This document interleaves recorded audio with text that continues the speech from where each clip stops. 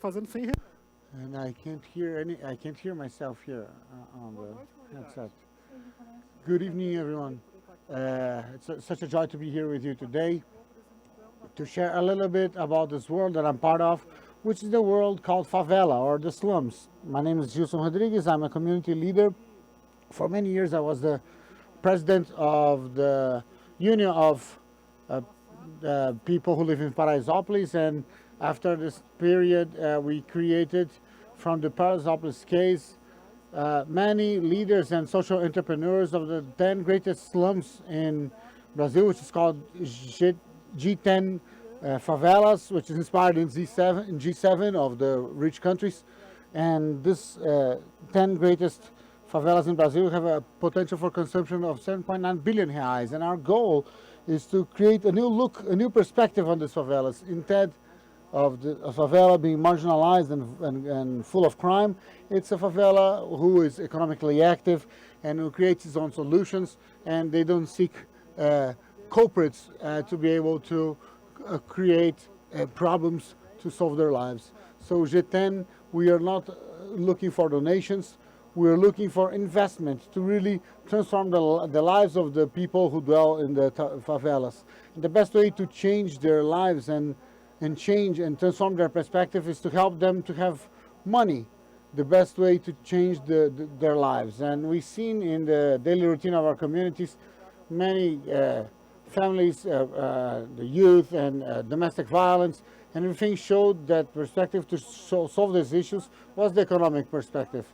And we as G10 try to create this movement where these families, these favelas, can solve their own problems with their own solutions. And we were able to do a very special work during the pandemic to create a movement called Presidentes de Rua, which is street presidents, which are volunteers that at every 50 houses there's one volunteer that is the president, and he takes care of these families, and they help to take care of these families during the pandemic. And now they're going to a different moment, which is economic moment, which beyond health, these presidents have a very important role.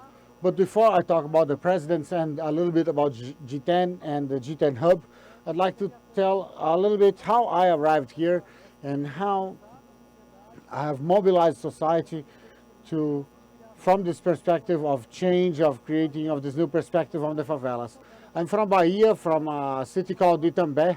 The city became really famous during the floods, the recent floods, because it suffered a lot from the floods in the end of next year. And most of the families, like the families from that region who come to the capital, they come to the capital with a dream to change their lives and help those who remained. But then they arrive in São Paulo and see that São Paulo is not at such an easy place to become rich and to transform their life. And so the São Paulo is known as a city where people cry, but the mothers never know it because they call from Bahia and the son is crying, but they never tell their mothers. But we came from Bahia to live in Paraisópolis. When I arrived, this was basically, there's a lot of violence. If you said you lived in Paraisópolis, as you're talking about the Lion King to the hyenas, because they trembled in fear because of the violence. And our families, we were instructed to say that we lived in Morumbi to have some opportunity. So if they ask you, where do you live? And they said, I live in Morumbi. And they look at my face and said, they didn't believe it. But if you were stopped by the police, they would be more truculent. And so saying that we lived in Morumbi gave us some status and opened a few doors. But myself, my mother is mute and deaf.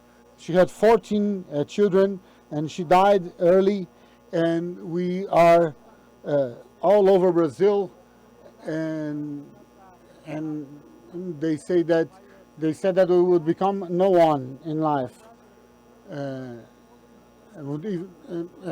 my brother and myself ended up staying with our original family. All of the other kids were given away to other families.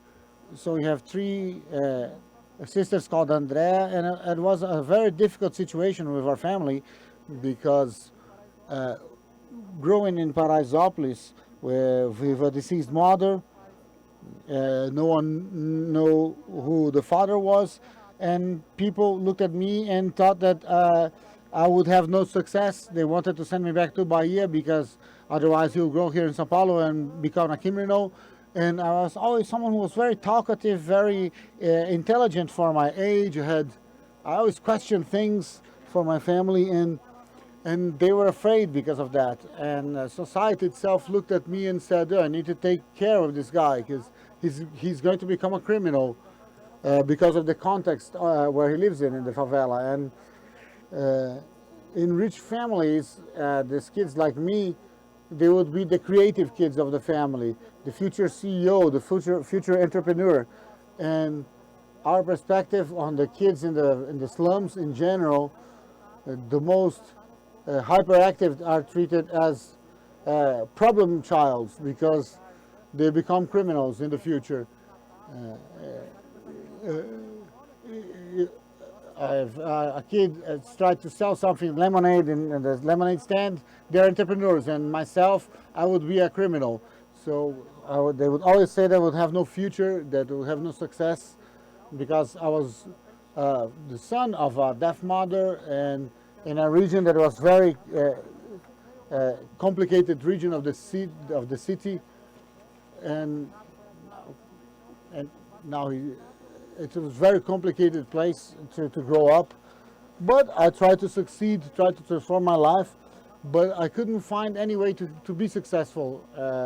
All the examples I saw were related to violence and everything of the bad things that we have in the family, and I wanted to honor my mom and meet my brothers and change my life.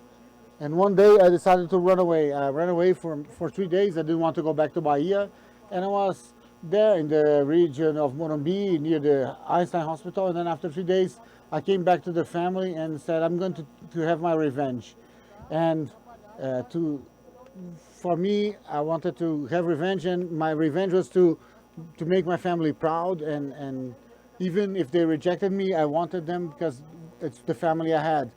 I went to the school, I started doing well in school, and after some time with the mayor in Paraisópolis, I brought some initiatives from the school to the community. We created a radio station at the school, created a radio station at the favela.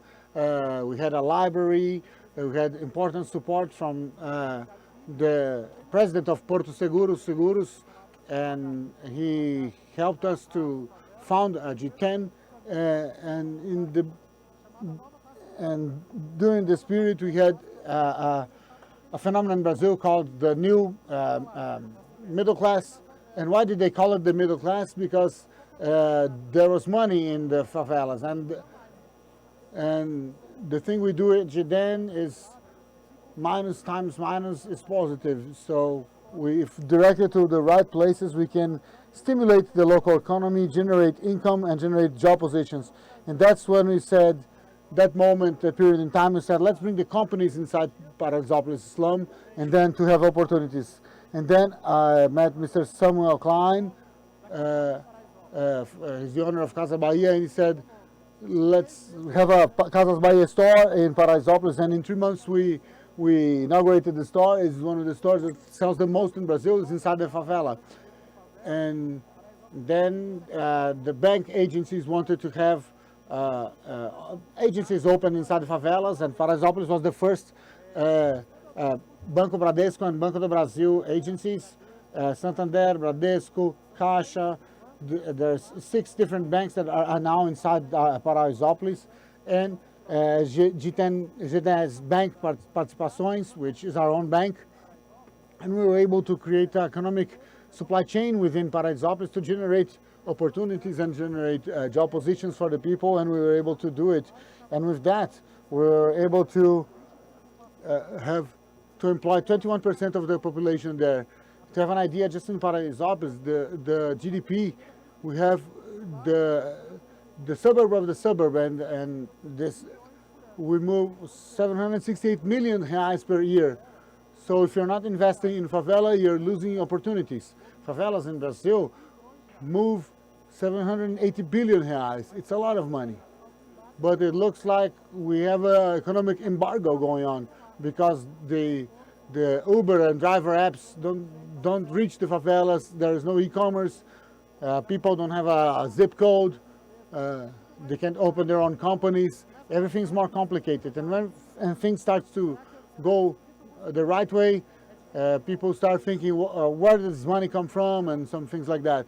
So our greatest case now is a logistics company called Favela Brasil Express, which was the cover of the Veja magazine in July, saying that we allowed e-commerce to reach the favelas, and if they purchase e-commerce, the company said that they didn't deliver at this place and wanted us to pick up the products at a store. And now we can buy in the e-commerce, and when we have this institution, we have a distribution center where the community delivers the packages, and more than 600 million reais from keychains to iPhones.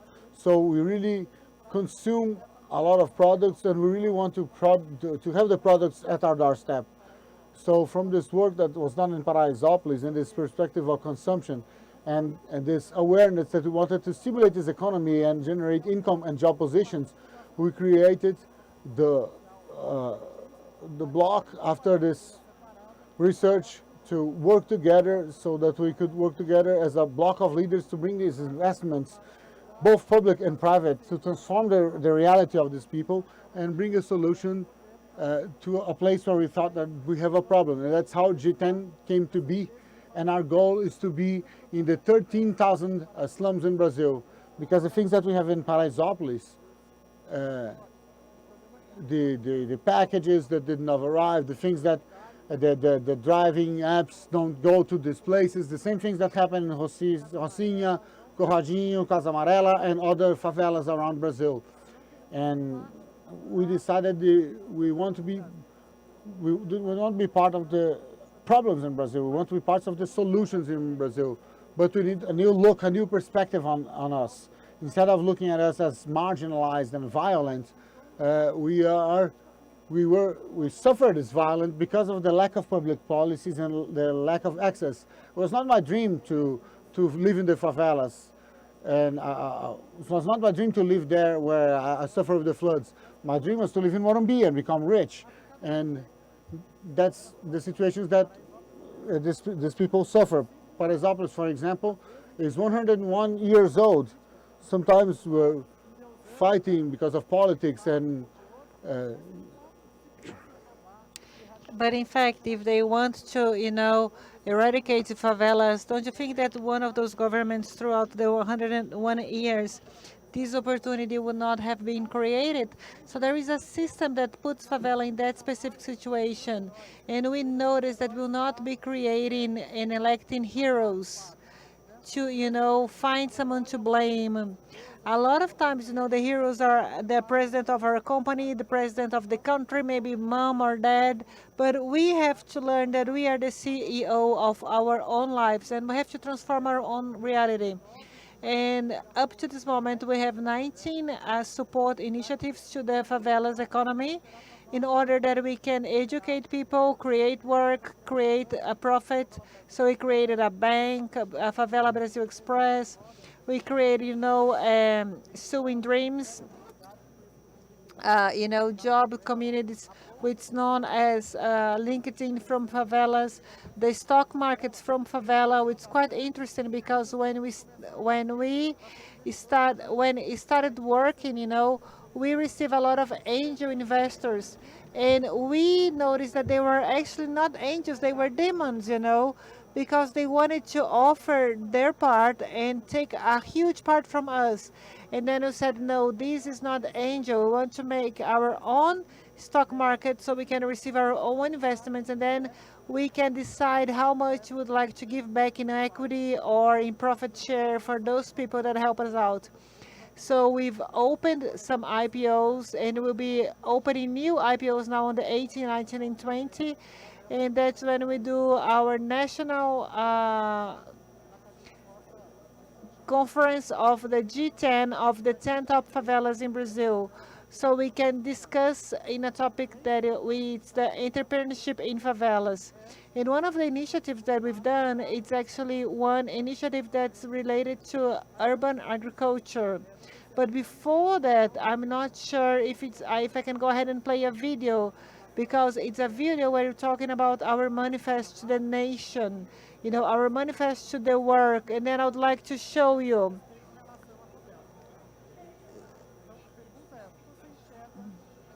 So the question is, what do you see? What do you see when you look at the favela? That inside of the favela there is creativity, there is urgency, there is willpower. Favela already have solutions for so many of the world's problems. There are a variety of factors of initiatives that drive business every day.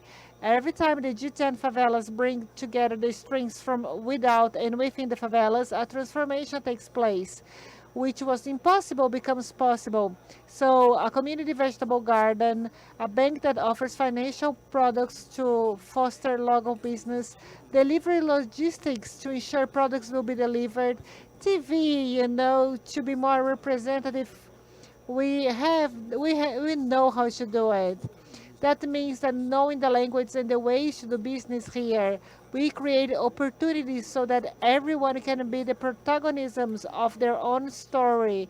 Getting rich in favela is not only allowed, but it's a real possibility. If you want to know what entrepreneurship means, we will tell you. Entrepreneurship is a favela thing. So entrepreneurship is a favela thing, and that's what we want to show. Is that 40% of the population, they dream of the entrepreneurship and they need help to change their reality. That's why we're bringing all of this potential. And what we're trying to do, we're trying to create, models and success reference so people can actually mirror themselves on. The same way that I used to look to a story of success to mirror myself in. Nowadays, a lot of entrepreneurs there would like to know what's going on. There are a lot of things that are being told that are not really happening. So, the the uh, the express has to deliver, the bank has to offer money. We have to be able to have the business running, and we have to be able to escalate all over Brazil. And then a feeling that we had as people that came from the northeast of Brazil is that we were missing the green part. And in our culture, we were so used to, doing the garden, being in contact with the soil. And then when you look to São Paulo, you don't have this type of space. We only see bricks, and we're not able to do garden because there is no space, because every single square meter is very expensive. The most expensive square meter from favela in Brazil is in Paraisópolis. But we can, try to. We don't have soil in Paraisópolis, but we have a lot of rooftops.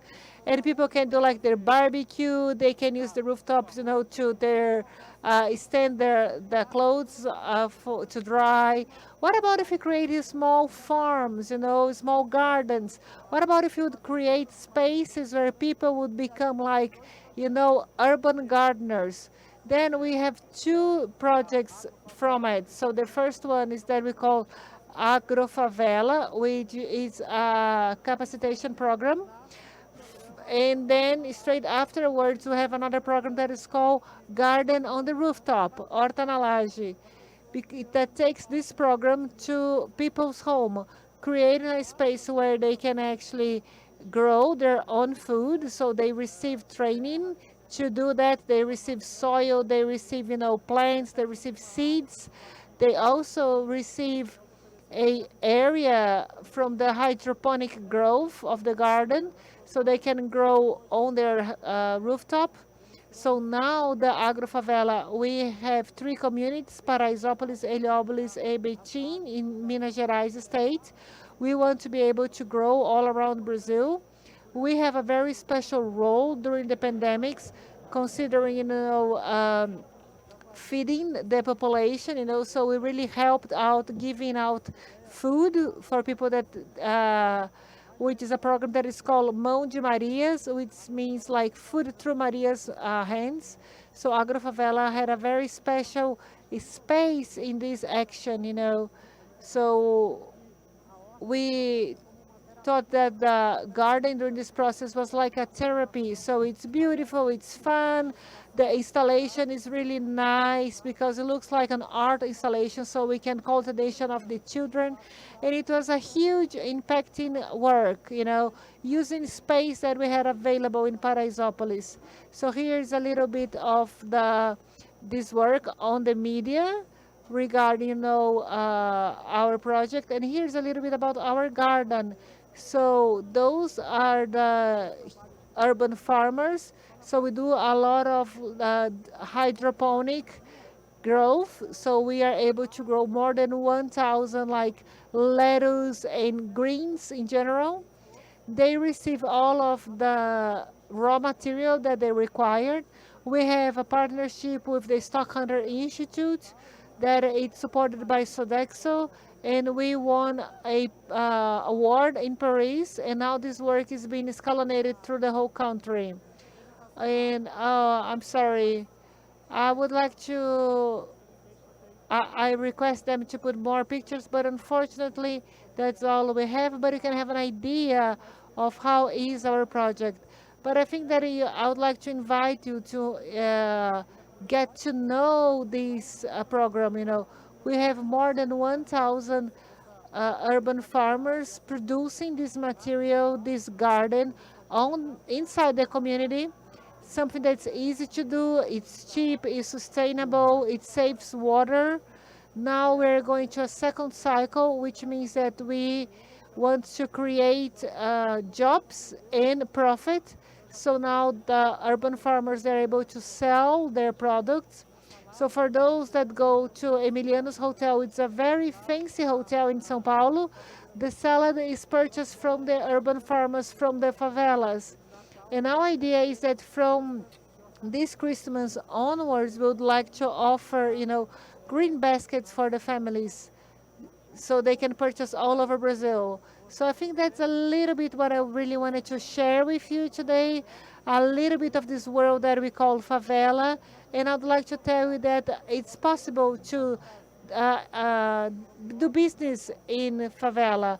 We cannot believe only in Brazil that is separated through invisible walls, that one side of the street people can have access to everything, and then across the street people cannot have access to education or to anything else. So we have to look differently. We have to look for support, for investments, so we can actually change our reality. I usually finish my sentence saying that 90% of the people that live in Morumbi are honest, and there is no good Morumbi comparing with bad Paraisópolis. So please go and visit, go and get to know the favela. Notice that there are different formats of favelas. Sometimes, you have that picture on the mind that you have to ask for authorization to go in. There are different slams that were created on our heads, but they need, the favelas are open. They need to have this new way of seeing the favela, look at it from a different point of view, from different angle, and that our stories could also be heard. So thank you so much.